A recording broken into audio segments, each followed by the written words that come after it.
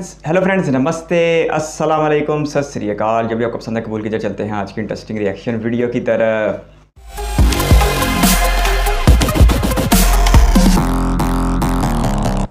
Hello friends, मैं हूं गौरव और क्या आपको पता है इंडिया को एक डेवलप नेशन बनने से और स्काई स्क्रेपर्स बनाने से बस एक ही चीज रोक रही है। देखो, ये है एशिया और यहां पर है दुनिया के 80% स्काई स्क्रेपर्स। ये रहा China with 981 sky scrapers, UAE with 137 sky scrapers, Indonesia जो कि बाय द वे इंडिया से कम डेवलप्ड है बट यहां पर भी 48 स्काई स्क्रेपर्स है, और फाइनली ये छोटा सा सिंगापुर विद 33 स्काई स्क्रेपर्स। लेकिन इंडिया का ग्रैंड टोटल कितना है? वेल, ओनली 24, जबकि इंडिया इतना बड़ा देश है। अब अगर आज के समय की हम बात करें तो आप जानते ही होंगे स्काई स्क्रेपर्स इतने फ्यूचरिस्टिक बनते जा रहे हैं। जैसे फॉर एग्जांपल यही देख लो, सोल सिटी का क्रॉस टावर, या फिर कनाडा के hourglass shape towers, China के fake hill towers, and finally wait for it, क्या आपको लगता है कि बिल्डिंग केवल ग्राउंड पे ही बन सकती है? Well, boom, asteroid tower. अब तो न्यूयॉर्क के आर्किटेक्ट्स एस्टेरॉइड से अटैच हवा में अपसाइड डाउन लटका हुआ ये विशाल सा स्काई स्क्रेपर बनाने वाले हैं। सो अब नेचुरली ये सवाल सभी के दिमागों में उत्पन्न होता है कि इंडिया एक तरफ इतनी तरक्की कर रहा है, दूसरे देश टेक्नोलॉजी में इतने आगे बढ़ रहे हैं, अलग अलग किस्म के स्काई स्क्रेपर्स बना रहे हैं, इंडिया अभी भी कुछ ऐसा क्यों दिखता है? इंडिया दुनिया की फास्टेस्ट ग्रोइंग इकोनॉमी है, स्टिल यहां पर स्काई स्क्रेपर्स इतने कम क्यों है? वेल फ्रेंड्स, वरी नॉट, आज आप इसके पीछे का कारण जानोगे, बट उससे पहले ये देखो, ये है 1960s का पुणे शहर जो महाराष्ट्र का एक शहर है। उस टाइम पे इसका टोटल एरिया था अराउंड 700 स्क्वायर किलोमीटर्स, बट धीरे धीरे करके उसके आसपास के अराउंड 23 विलेजेस डेवलप होते गए और पुणे की बाउंड्री बढ़ती चली गई, और आज के तारीख में पुणे 10 गुना एक्सपैंड होकर अराउंड 7000 स्क्वायर किलोमीटर्स का पुणे मेट्रोपॉलिटन रीजन, जिसे पीएमआर भी कहते हैं, बन चुका है। अब यहां पर मैं सिर्फ पुणे की बात नहीं करूंगा, बल्कि सूरत, अहमदाबाद, दिल्ली, एनसीआर भी इसी तरीके से एक्सपैंड हुए, ओनली बिकॉज ऑफ इंडिया की special urban planning strategy, the horizontal spread. So picture this, बात लेट 1950s की है, जब इंडिया रिसेंटली इंडिपेंडेंट हुआ था। सरकार को रैपिड डेवलपमेंट करना था और लोगों को हाउसिंग भी प्रोवाइड करना था। ऐसे में इंडिया के टॉप आर्किटेक्ट चार्ल्स कोरिया को एक आइडिया आया। उन्होंने कहा कि सिटीज में लंबी इमारतें नहीं बल्कि लो राइज यानी कि छोटी इमारतें ही बननी चाहिए, क्योंकि इससे दो फायदे होंगे।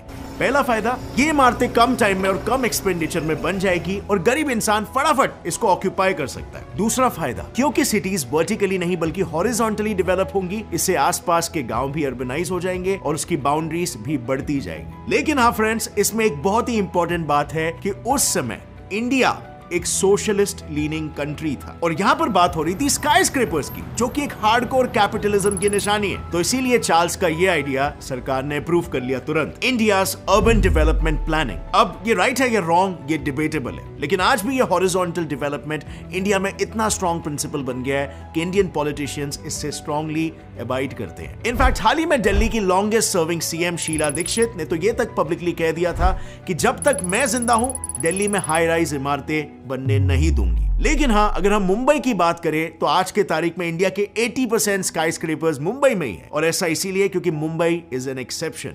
मुंबई में हॉरिजॉन्टल नहीं बल्कि वर्टिकल ग्रोथ चलता है। इसका रीजन सिंपल, बिकॉज मुंबई एक आइलैंड सिटी है, यानी कि ये चारों तरफ से पानी से सराउंडेड है। सो ऑब्वियसली हॉरिजॉन्टल स्प्रेड का तो यहां पर कोई स्कोप ही नहीं है, और इसीलिए मुंबई इंडिया का टॉलेस्ट सिटी तो बन गया, लेकिन फिर भी इंटरनेशनल सिटीज से अगर इसे कंपेयर करें तो आज के तारीख में भी मुंबई उनसे बहुत पीछे है। और इसके पीछे आता है हमारा विलन एफएसआई, और इन स्काई स्क्रेपर्स को प्लान और एग्जीक्यूट करना काफी लंबा प्रोसेस है। साइट सिलेक्शन से लेकर डिजाइनिंग, कॉन्ट्रैक्ट्स के approvals, building foundation, final interior etcetera, और जनरली स्पीकिंग तो बिल्डिंग बनाने से ज्यादा टाइम तो कॉन्ट्रैक्ट्स अप्रूव कराने। Let's jump back to our topic. So बात ये है ना, जब 1900s में न्यूयॉर्क रैपिडली ग्रो कर रहा था तब यहां पर एक भव्य 40 मंजिला इमारतें द इक्विटेबल बिल्डिंग बनी। अब ये बिल्डिंग फ्लोर एरिया के हिसाब से दुनिया की लार्जेस्ट और अमेरिका की मोस्ट वैल्यूएबल बिल्डिंग थी, लेकिन not according to common New Yorkers. पता है उन्होंने इसे क्या कहा? Monstrous parasite on the veins of New York, ये टाइटल मिला इस बिल्डिंग को। और इसके पीछे कारण ये था क्योंकि इतना विशाल था कि शहर की दूसरी तरफ में सनलाइट पूरी तरीके से ब्लॉक कर देता था। इस बिल्डिंग का शैडो ही 7 एकड़ के एरिया को अंधेरे से ढक देता था। सो नेचुरली न्यूयॉर्कर्स को ये पसंद नहीं आया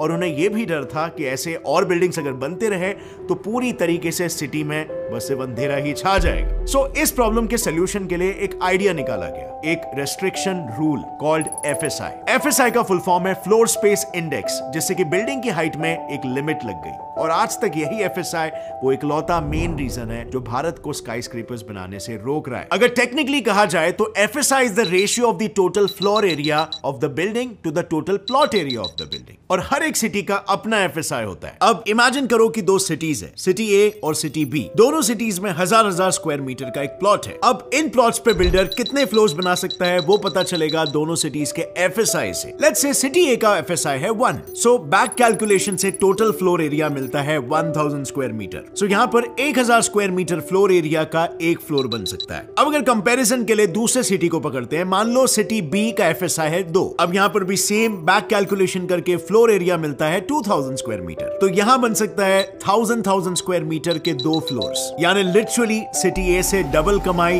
वो भी सेम लैंड पर। अब जरा ये देखो, जहां ज्यादातर इंटरनेशनल सिटीज का FSI इतना होता है, वहीं मुंबई का है ये। यस, मुंबई का FSI इतना कम है कि वर्ल्ड बैंक तक इसे क्रिटिसाइज कर चुका है। वेल, इनिशियली यहाँ पर माइग्रेंट्स कम आए और इसीलिए 1991 में मुंबई का FSI 1 से 1.33 के बीच रखा गया। उसमें भी 1.33 साउथ बॉम्बे के लिए था और सबर्ब्स के लिए सिर्फ 1। और अब जाके 2022 में ही FSI बढ़ा के 2.5 से 5 कर दिया गया है। लेकिन फिर भी जैसे मैंने कहा, दुनिया के कंपैरिजन में मुंबई का FSI अब भी बहुत कम है। I mean just look at Manhattan, यहाँ का FSI है 15, और इसीलिए तो दुनिया की स्लेंडरेस्ट बिल्डिंग जैसी यूनिक स्काईस्क्रेपर्स यहाँ पर है। इस टावर के बारे में ये कहा जाता है कि ये इतनी पतली है कि इसके टॉप मोस्ट फ्लोर के लग्जरी अपार्टमेंट्स स्ट्रॉन्ग विंड्स आने पर कुछ फीट स्वे भी हो जाते हैं। बट ऑब्वियसली उसकी बुनियाद इतनी स्ट्रॉन्ग है कि वो गिरने वाला नहीं है। Now coming back to FSI, एक ऐसा इंडियन मेट्रोपॉलिटन सिटी भी है जहां पर कोई FSI रिस्ट्रिक्शंस नहीं है। यस, ये सिटी है हैदराबाद, बट फिर भी स्काईस्क्रेपर्स की गिनती इस सिटी में इतनी कम क्यों है, यू मे आस्क। वेल, क्योंकि एक और एक प्रॉब्लम है जो यहाँ पर अभी भी अनसॉल्व्ड है, unavailability of water and power. Mind you, skyscrapers में बहुत ही ज्यादा पानी और पावर यूज होता है। एग्जांपल के लिए मुंबई के कोई भी 40 फ्लोर के स्काईस्क्रेपर में मिनिमम 1600 फ्लैट्स होते हैं। अब हियर्स द वर्स्ट पार्ट, अगर हम इन स्काईस्क्रेपर्स में रह रहे 1600 फैमिलीज का डेली वाटर कंजम्पशन कैलकुलेट करें, तो वो स्काईस्क्रेपर्स में नहीं रहने वाले 1600 फैमिलीज से 2.5 लाख लीटर ज्यादा है। प्लस इन्हीं स्काईस्क्रेपर्स में हर दिन 46,000 किलोवाट्स पावर भी यूज होता है। अब इंडिया, जहां पर 13% घरों को इलेक्ट्रिसिटी का एक्सेस ही नहीं है और 66% घरों में कभी भी पावर कट्स हो जाते हैं, वहां ये स्काईस्क्रेपर्स का होना काफी इम्प्रैक्टिकल है। और इसीलिए अगर आप मुंबई शहर का एग्जांपल लोगे तो यहां पर रिलेटिवली ज्यादा स्काईस्क्रेपर्स होने की वजह से अक्सर वाटर और पावर कंडीशंस अच्छे देखने नहीं मिलते यहां पर। अब इतने सारे प्रॉब्लम्स पहले से ही कम थे क्या कि एक और एक प्रॉब्लम यहां पर आ जाता है, AAI's रेस्ट्रिक्शन। ये देखो, ये है देश की तीसरी सबसे बड़ी इमारत जो कि मुंबई में, वर्ल्ड वन टावर। इसकी हाइट है 282 मीटर्स और इसमें 76 फ्लोर्स है। अब आप बोलोगे ये तो अच्छी बात है, इसमें प्रॉब्लम क्या है? वेल, प्रॉब्लम ये है कि ये बनने तो वाली थी इंडिया की सबसे ऊंची इमारत। इसकी हाइट होने वाली थी 442 मीटर्स, यानी कि लगभग आधा किलोमीटर। लेकिन कबाब में हड्डी बनने के लिए आ गए airports authority of India. Airport के विसिनिटी में हाई राइज बिल्डिंग्स बनाने के लिए बिल्डर्स को AAI से स्पेशल अप्रूवल मिलना कंपलसरी है, जो बाय द वे इतना मुश्किल है कि फिलहाल मुंबई में 250 से ज्यादा ऐसे प्रोजेक्ट्स हैं जो सिर्फ और सिर्फ AAI से परमिट नहीं मिलने के कारण बीच में ही रुके हुए हैं। लेकिन बात यहाँ पर सिर्फ रेस्ट्रिक्शंस तक ही रुकी नहीं है, बात बायर्स के पर्सनल चॉइस पर भी आ जाता है। डोंट फॉरगेट, बिल्डर्स करोड़ों रुपया लगा के एक बिल्डिंग बनाएंगे और अगर वो स्काईस्क्रेपर बनाएंगे तो स्काईस्क्रेपर्स के सारे फ्लैट्स बिकना बहुत ही जरूरी है, राइट? और अगर आप इंडिया के मैप को देखोगे तो इंडिया के मोस्टली इन रीजन्स में स्काईस्क्रेपर्स पाए जाते हैं और इसके अलावा तो सब सेमी अर्बन या रूरल रीजन्स में लोग ओपन एंड इंडिपेंडेंट घरों में रहते हैं। यस, ये वही लोग हैं जिन्हें शहरों के अपार्टमेंट्स बहुत ही छोटे और बंद बंद से लगते हैं। एक्चुअली बात ये ना, इंडियंस का इन जनरल लाइफस्टाइल ही काफी अलग है। अब जरा आप ही सोचो, कितने बार ऐसा हुआ होगा कि आपके मॉम को खाना बनाते बनाते ये याद आता है कि यार नमक नहीं है या चाय के लिए दूध नहीं है, और फिर वो तुम्हें बेचती है आसपास के दूध वाले या किराने वाले से वो सामान लाने के लिए। क्या लगता है, क्या ये पॉसिबल होता अगर आप आप एक फैंसी स्काई स्क्रेपर के 40th फ्लोर के अपार्टमेंट में रह रहे होते तो। मेरे कहने का मतलब यह है कि स्काई स्क्रेपर्स में रहना बहुत ही सोशली आइसोलेटिंग हो सकता है, स्पेशली उन लोगों के लिए जो पहले से ही फ्री और मिलनसार रहे हैं। और most of the Indians culturally ऐसे ही होते हैं। And you'll be kind of shocked to know कि इंडिया अकेले ही नहीं, एक्चुअली दुनिया भर में एक एंटी स्काई स्क्रेपर ट्रेंड भी चल रहा है। कंट्रीज को ये रियलाइज हो रहा है कि स्काई स्क्रेपर्स एक एनवायरमेंटल और फाइनेंशियल बर्डन हो सकते हैं। एक स्टडी में ये पाया गया कि छोटे छोटे बिल्डिंग्स के शहर का कार्बन फुटप्रिंट लंबी स्काई स्क्रेपर्स वाले शहर से काफी कम था। और यही शायद रियलाइज हो रहा है चाइना को, जो कि दुनिया में सबसे ज्यादा स्काई स्क्रेपर्स बनाने वाला देश है। चाइना ने तक स्काई स्क्रेपर्स बनाने पर बैन लगा दिया है। इट टर्न्स आउट उसके ज्यादातर स्काई स्क्रेपर्स तो बस वैनिटी प्रोजेक्ट्स थे, जस्ट सो दैट वो दुनिया को अपनी एडवांसमेंट दिखा सके और दूसरे शहरों के रिकॉर्ड्स को तोड़ सके। और इस एंटी स्काई स्क्रेपर ट्रुप में यूरोप भी शामिल है। यूरोप में भी आपको ज्यादा स्काई स्क्रेपर्स नहीं दिखेंगे, पर वो बात अलग है, उसका रीजन कुछ और है। आप खुद ही समझ जाओगे इन पिक्चर्स को देखकर। ये है प्राग, ये है कोपेनहेगन, ये है सैंटोरिनी और ये है पेरिस।